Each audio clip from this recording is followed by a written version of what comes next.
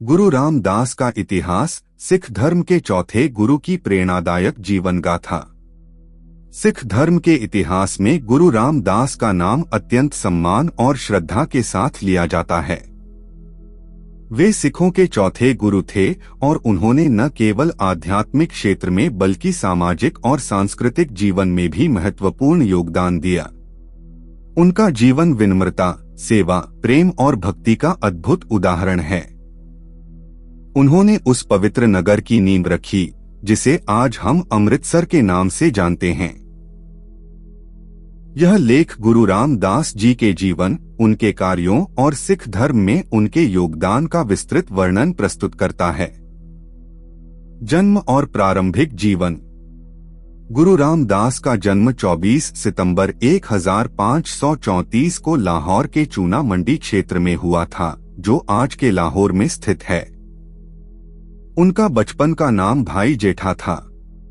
उनके पिता का नाम हरिदास सोढ़ी और माता का नाम दया कौर था। बहुत छोटी आयु में ही उनके माता पिता का देहांत हो गया, जिसके बाद उनका पालन पोषण उनकी नानी ने किया। आर्थिक स्थिति कमजोर होने के कारण भाई जेठा को बचपन में उबले हुए चने बेचने पड़ते थे। कठिन परिस्थितियों के बावजूद उन्होंने कभी धैर्य नहीं खोया और ईश्वर में अटूट विश्वास बनाए रखा। गुरु अमरदास जी से भेंट। भाई जेठा का जीवन तब बदला जब उनकी मुलाकात सिखों के तीसरे गुरु अमरदास से हुई। वे उनकी सेवा में पूरी निष्ठा और समर्पण के साथ लग गए। उनकी विनम्रता और सेवा भावना से गुरु अमरदास जी अत्यंत प्रभावित हुए। गुरु अमरदास जी ने अपनी पुत्री बीबी भानी का विवाह भाई जेठा के साथ कर दिया। यह विवाह केवल पारिवारिक संबंध नहीं था, बल्कि आध्यात्मिक परंपरा को आगे बढ़ाने की तैयारी भी थी। गुरु पद की प्राप्ति।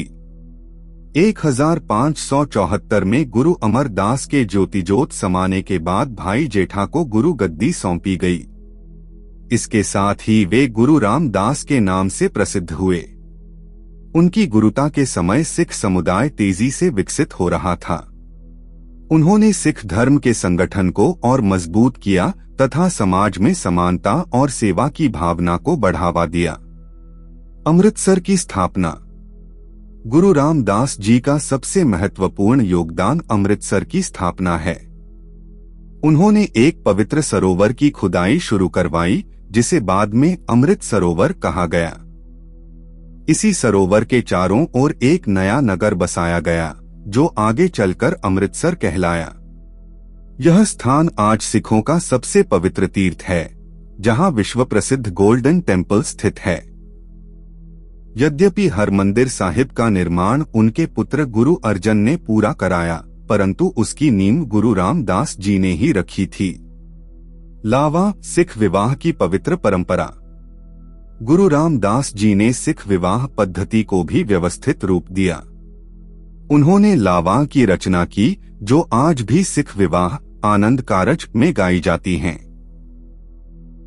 इन 4 लावों में वैवाहिक जीवन को आध्यात्मिक यात्रा के रूप में दर्शाया गया है। इसमें पति पत्नी के संबंध को केवल सामाजिक बंधन नहीं, बल्कि परमात्मा की ओर बढ़ने का मार्ग बताया गया है। यह उनकी गहरी आध्यात्मिक दृष्टि को दर्शाता है।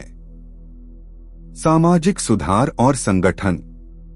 गुरु रामदास जी ने मंजी प्रथा को सुदृढ़ किया, जिसके माध्यम से सिख धर्म का प्रचार विभिन्न क्षेत्रों में किया गया। उन्होंने जाति पाति और ऊंच नीच के भेदभाव को समाप्त करने पर बल दिया। लंगर की परंपरा को उन्होंने और मजबूत किया, जिससे सभी लोग बिना किसी भेदभाव के एक साथ बैठकर भोजन करते थे। यह समानता और भाईचारे का जीवंत प्रतीक था। आध्यात्मिक शिक्षाएं। गुरु रामदास जी की वाणी आज भी गुरु ग्रंथ साहिब में संकलित है। उनकी रचनाओं में प्रेम, भक्ति, विनम्रता और ईश्वर की महिमा का सुंदर वर्णन मिलता है। उन्होंने सिखों को सिखाया कि सच्चा जीवन वही है जिसमें मनुष्य सेवा, नामस्मरण और सच्चाई का मार्ग अपनाए। उनका संदेश सरल लेकिन गहरा था ईश्वर तक पहुंचने का मार्ग प्रेम और सेवा से होकर जाता है। मुगल काल और गुरु रामदास जी। गुरु रामदास जी का समय मुगल सम्राट अकबर के शासनकाल में था। अकबर धार्मिक सहिष्णुता के लिए प्रसिद्ध था और उसने सिख गुरुओं के प्रति सम्मान दिखाया। कहा जाता है कि अकबर ने स्वयं लंगर में बैठकर भोजन किया था, जो सिख परंपरा की महानता को दर्शाता है। देहावसान 1581 में गुरु रामदास जी ज्योति जोत समा गए। उनकी विरासत को आगे बढ़ाने की जिम्मेदारी उनके पुत्र गुरु अर्जन ने संभाली।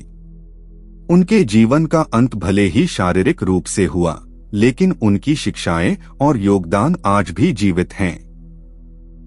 विरासत और महत्व। आज अमृतसर विश्वभर के सिखों का आध्यात्मिक मंदिर है।